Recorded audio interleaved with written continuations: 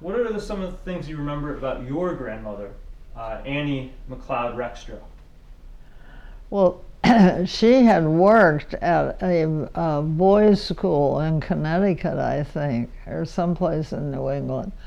And but then when she was finished working there, she came and stayed with my Aunt Helen in Winchester, Mass. And she had a room up in the third floor and a bathroom. And but she did a lot of work. She did cooking, and it was not the kind of life that I have now. Your other grandmother, Lillian Air Malsby. What are some of the things that you remember about her?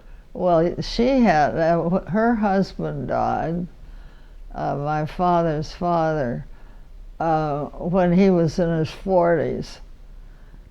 And so she was left very young, a widow, and she somehow got a job as superintendent of an old folks' home in Jamaica Plain, which is a part of Boston, or suburb.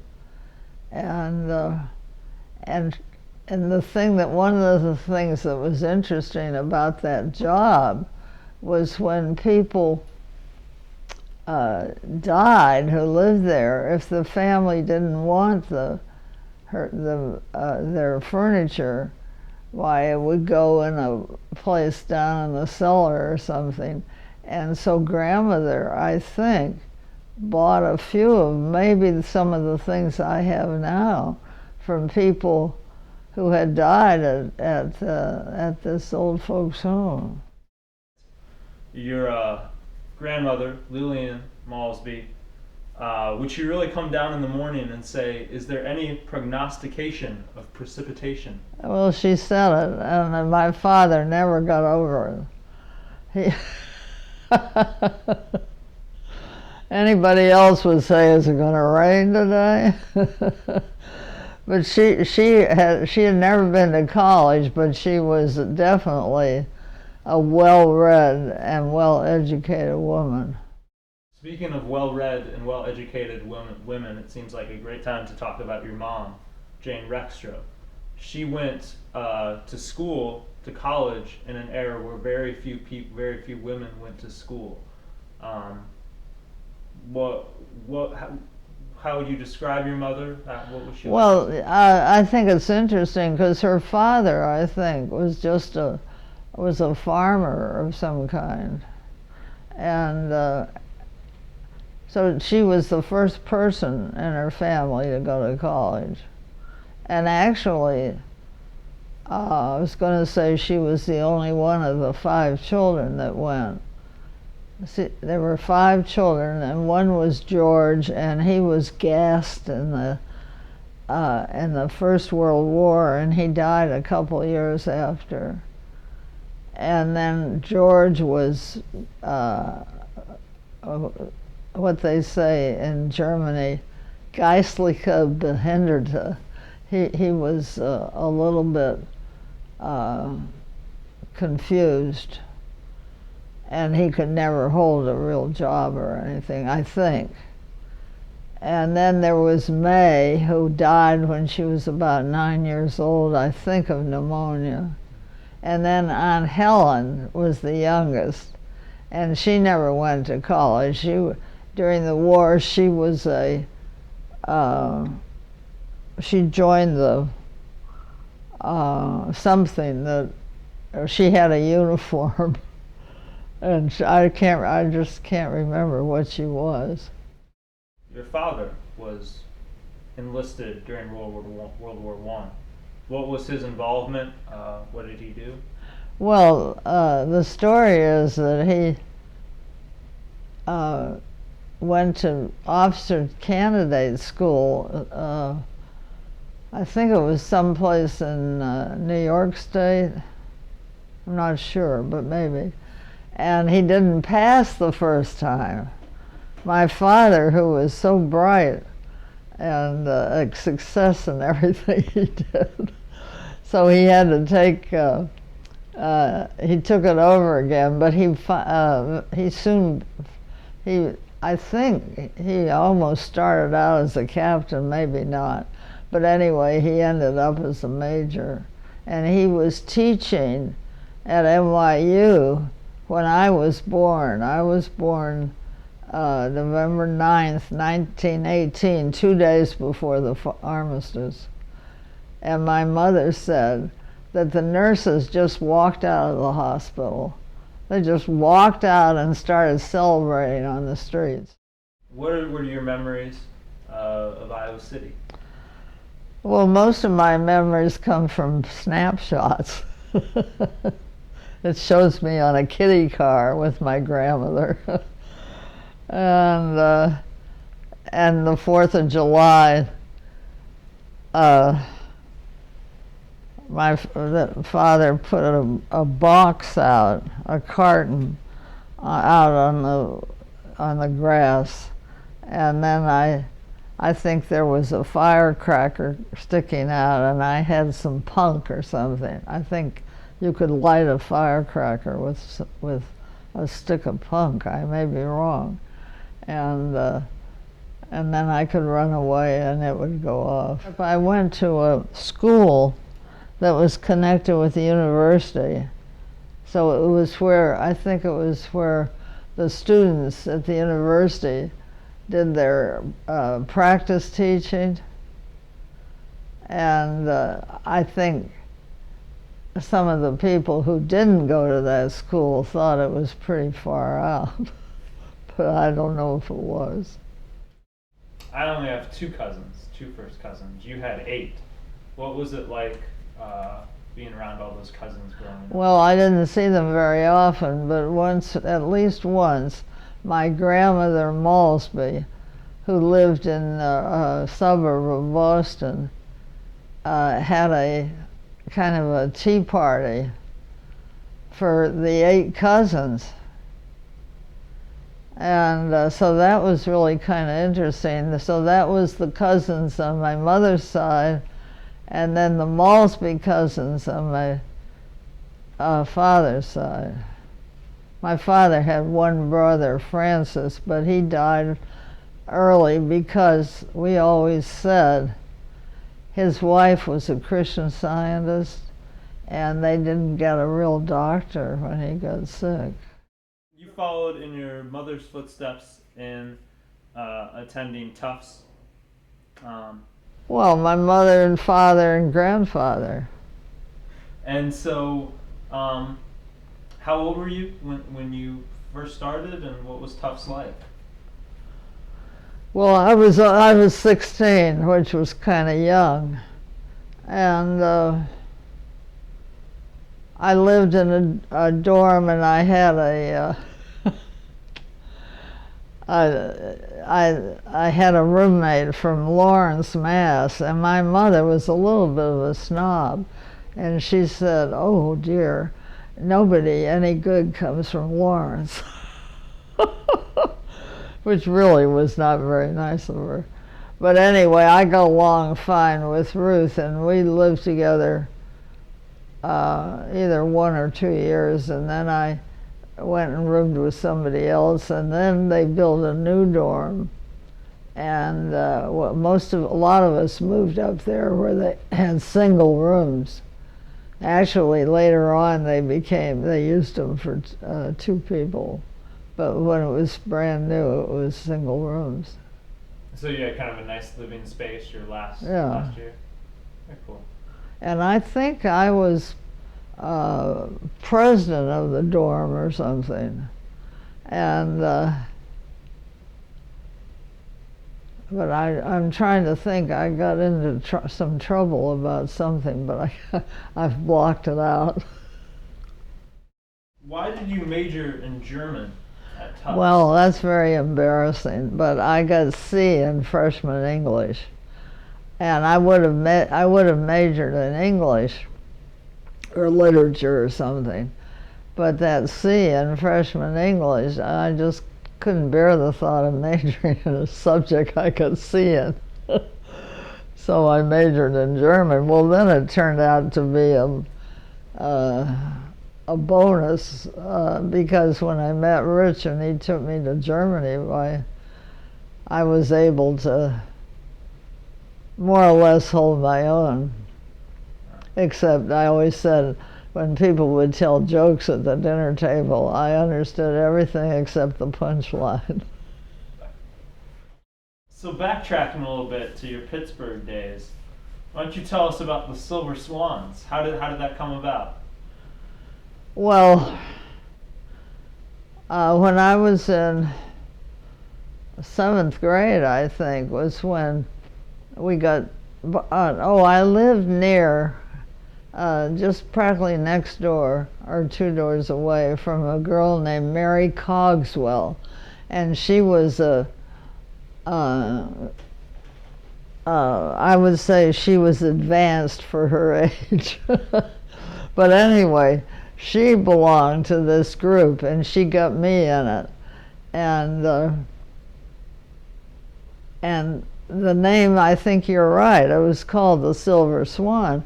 And they had, we had little pins which said TSS on them.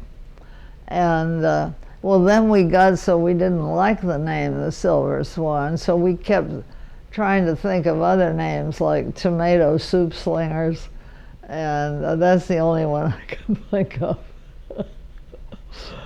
But it was a group of really nice bunch of kids, and we one of the members had some maiden aunts who lived in the country, and they had a barn, and so we would go out and spend the weekend in the barn and cook our own meals and dig our own latrine. Oh dear. And somebody, one of the girls was driving, so we had a car. So we must have been 16, I don't know. But I kept friendly with those people through the years, and they came to New York City, came to spend a weekend with me when we moved to New Rochelle, and we all went into New York City. And I think if there are any of them still living, I still keep up with them. What were the names of all the women in the group? Of the TSSers? Yeah. Well, there was Janet Heineman, and she married a man who was a little bit older than she was, and they always had plenty of money, and she had 3 daughters.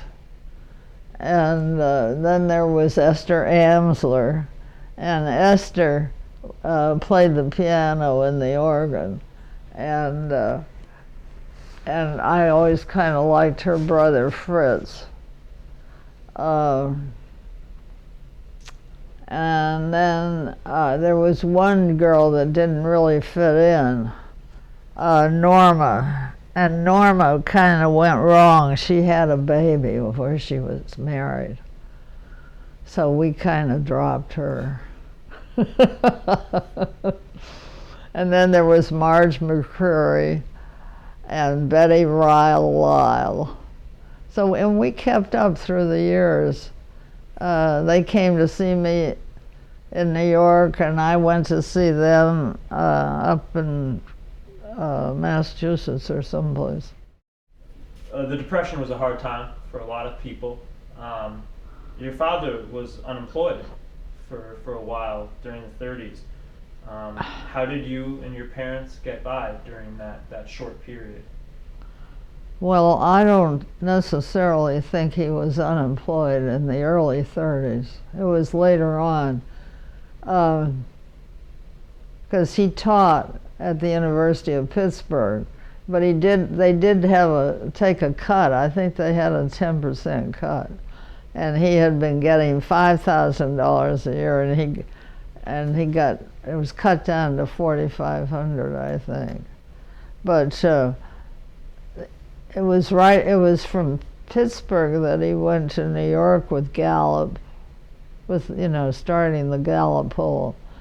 And then it was when, after that, so we went to New York in 35, and in 36 or 7 he went with another company, and I think that was the one that went bad, and he was out of work for a little while. But you know what he did? He got a job writing verse for what do you call them? Greeting cards. But it was up in Springfield, Mass or something, and he only got home weekends. But that was just for a few months. But he got all his jobs from former students, which I think is pretty good. Tell me about the first time you met Granddad, what the occasion was, and who you were with, and how it all came about. Well, you could tell the story as good as I could. Well, I was with my blonde cousin, who was a model, about 5'7", and her name was she'd been born with the name Vivian, but she changed her name to Alice, V. Alice, she called herself. And she called me up at 5 o'clock at work just before I was leaving and said, "Are you coming to the dance tonight?" And I said I didn't get an invitation, and she said, "Well, it's at my house." So I went home and put on my long dress, and I think I walked to the station from where we lived in my long dress, but I may have taken a bus. And went into New York on the train and walked from Grand Central up Park Avenue to, it was Delmonico's, wasn't it? I think it was that hotel. I think the dance was at Hotel Delmonico's. And so they had a rule at the dance that all the women had to be in the Paul Joneses when you'd go in a circle, and the men would go the other way, and then when the music stopped, you were supposed to dance with the person opposite you. And so during the evening, I had noticed Rich, because he was so tall. He was 6'3", and so young looking. And anyway, the music stopped somewhere along the line, and I saw Rich making a beeline for Alice, this beautiful blonde model. And I was standing next to Alice, and neither Alice nor I were opposite a man, so we didn't have a partner. And so then a wonderful thing happened. A little Lieutenant J.G. in the Navy, who didn't look very interesting, came over and asked Alice to dance. So I got a cigarette out, and Rich came over and lit it, and he always said, "The fire's been burning ever since." Oh, bless his heart. What happened when you came home? Oh, well, my mother was in the hospital, and so my father was home alone, but he had been reading in bed, waiting up for me. And I think I took the bus home. I didn't walk home in the night. And so before the war, my father used to say to me, "Wait for Mr. Wright to come along." And when the war started, he changed it, and he said, "Wait for Captain Wright to come along." So when I came home, he said, "Did you meet Captain Wright?" And I said, "Yes." And 4 weekends later, we got married. When Granddad was stationed in Hawaii, why didn't you live there as well? Oh, well, that was during the war. So during the war, you could follow in the United States if you were lucky, but you couldn't go overseas. you guys settled down in New Paltz. Well, no, first he wrote me and asked him, when he was in Hawaii, Rich wrote me and asked me to send him a book he had read a review of called, I think it was called The Anatomy of Drama. And I had a terrible time finding it. It wasn't the kind of book you found in an ordinary bookstore. I had to go to some place on Fifth Avenue up on the second floor and so on. And but anyway, I sent it to him, and he wrote back and said he decided he wanted to go back to wanted to go to graduate school. When he was a graduate student at Cornell, one summer he taught at New Paltz, and so then he got an offer to go there, and that's how we happened to go there. It was part of the State University of New York system. 66 years, a very long time. What advice would you give to someone today who's getting married to make their marriage work? Oh, for heaven's sakes. I don't know. I think a lot of it is luck. I really do. If you had to do it all over again, would you do anything differently? Oh, I don't think so. I think I've been very fortunate. I had 4 wonderful children, and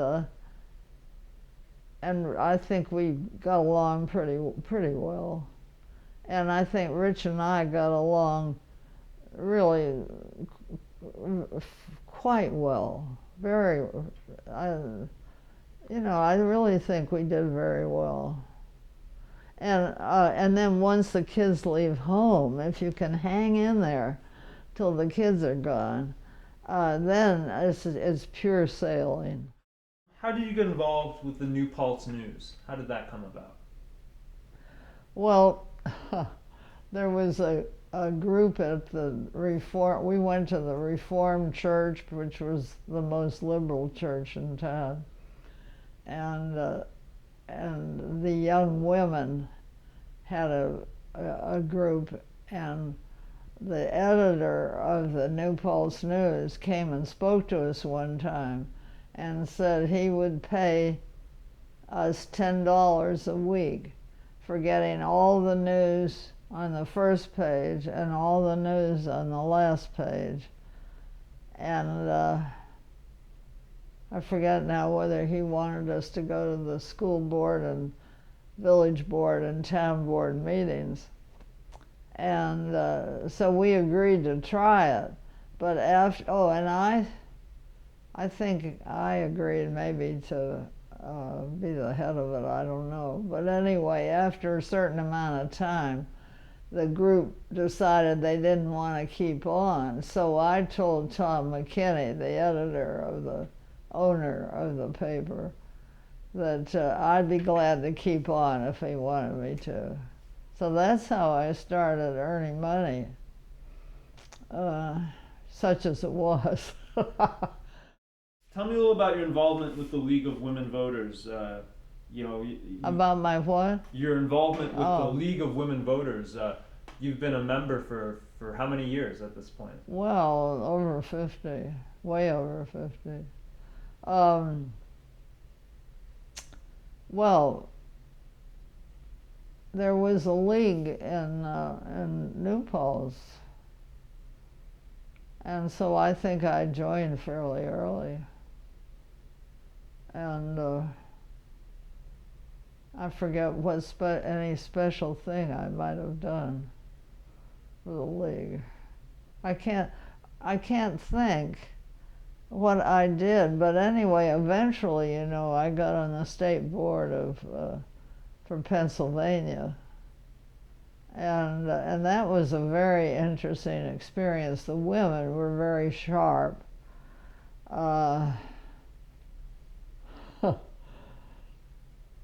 And I was, second vice president or something like that. What was the transition like moving back to Iowa, to Fairfield? Uh, well, it really was wonderful because the people in Fairfield were so friendly. We had never experienced anything like that. And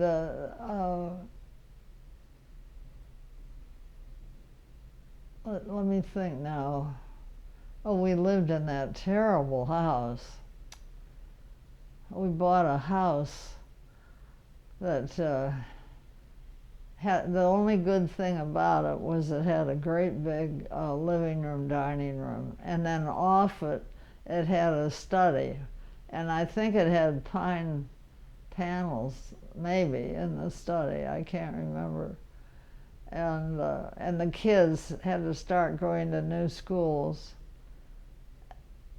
But actually, it was a boon for Susan and Lee, and not so much Nancy. She never, I don't think she felt as much at home there as the other two did.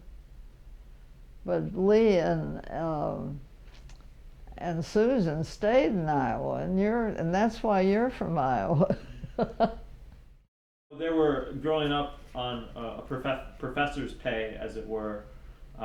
There were some tough times during that time when Granddad had to go teach up in northern Iowa and things like that. How did you deal with those times? What kind of got you through? Well, we got into that mess ourselves because, see, we went out to Parsons, and Parsons was giving pretty good salaries, much better than anything Rich had ever earned before.